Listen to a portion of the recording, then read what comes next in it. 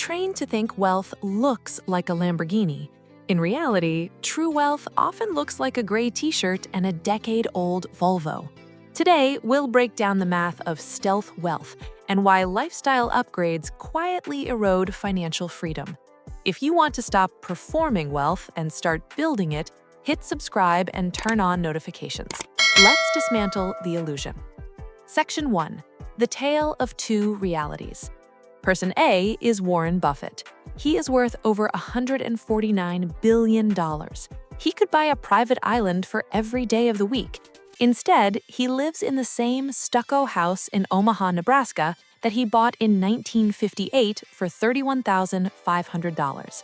Today, that house is worth about $1.2 to $1.5 million. That sounds impressive, but it represents just 0.001% of his net worth. If you have a net worth of $100,000, the equivalent for you would be living in a house that costs $1. Person B is a 32-year-old VP at a tech company. He makes $250,000 a year. He just bought a $1.2 million house. He leases a Range Rover for $1,200 a month. He wears a $15,000 watch on credit. On Instagram, Person B looks significantly richer than Person A. In reality, Person B is financially vulnerable. One layoff could put him in serious difficulty. This is the upgrade illusion. We are conditioned to believe money's purpose is buying better versions of what already works. The wealthy know luxury is a liability, a tax on attention, liquidity, and the future. Section 2. The Soldier Mentality. Billionaires see money as potential energy. Every dollar is a soldier. If you send your soldier to buy a Gucci belt, that soldier is gone forever. If you send your soldier into the S&P 500 or a rental property, that soldier recruits more soldiers. Example, upgrade from a paid-off Toyota to an $800 a month SUV. Over 30 years at 8% returns, that $800 could grow to $1.2 million. The car didn't cost $800 a month, it cost a chunk of your retirement.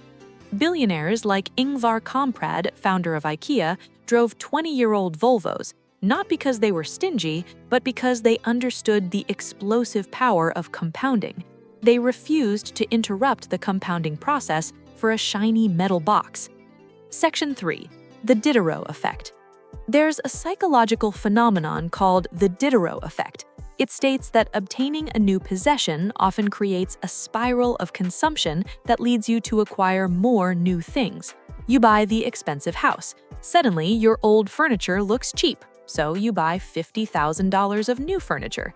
Now, your old car looks out of place in the driveway, so you lease the luxury car. Now, your clothes look shabby next to the car, so you upgrade your wardrobe. It's a chain reaction. The wealthy break this chain by refusing the first upgrade. Mark Zuckerberg's gray t-shirt and Steve Jobs' black turtleneck weren't fashion statements, they were bandwidth savers. Every possession demands attention. The wealthy avoid attention vampires so they can focus on billion-dollar decisions, not belt choices. If this perspective helps you rethink wealth, hit that like button. It helps us reach more people ready to build, not perform. Section 4. The Gray Man Strategy. There's a darker, more pragmatic reason why the ultra-rich don't look rich. Safety. In the security world, there's a concept called the gray man.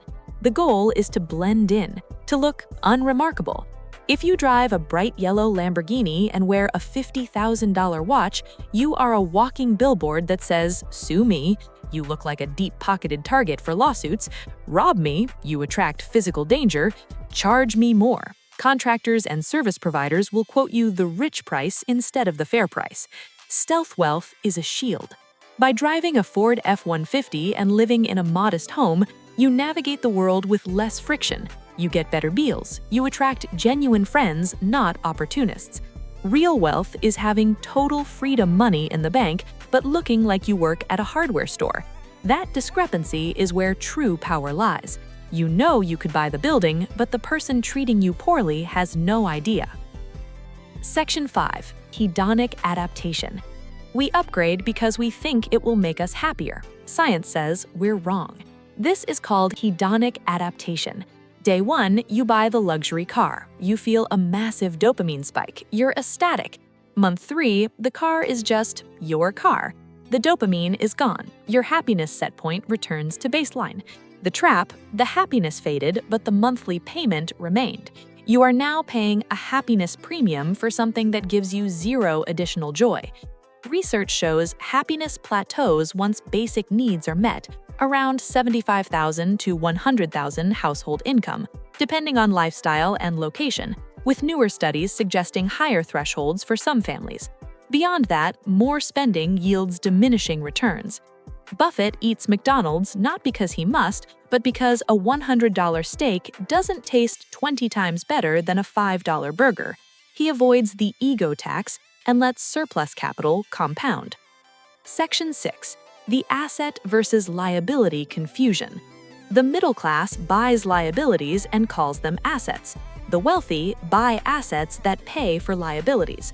The middle class buys a boat, calls it an asset. It costs money to dock, fuel, and insure. It is a liability.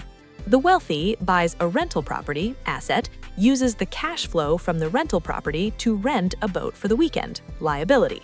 This is the key difference. The wealthy never fund luxury with salary. They use yield. If you can't afford the asset that pays for the luxury, you can't afford the luxury. Section 7. How to escape the trap. The 1/10 rule. A guideline from the financial independence community: don't buy luxury unless it's 10% or less of your surplus liquidity. Want a $10,000 watch? You need $100,000 in extra cash sitting around, outside of your emergency fund. Want a $50,000 car? You need $500,000 in liquid investments. It sounds extreme, but it shifts your dopamine reward from spending to saving. Seeing freedom in your bank account beats the smell of new leather in a car you don't own. Wealth is what you don't see. Wealth is the nice car not purchased. Wealth is the diamonds not bought. Wealth is the first-class upgrade refused. Wealth is assets that haven't been converted into stuff yet. The goal isn't to be the richest person in the cemetery, it's to be the freest while alive.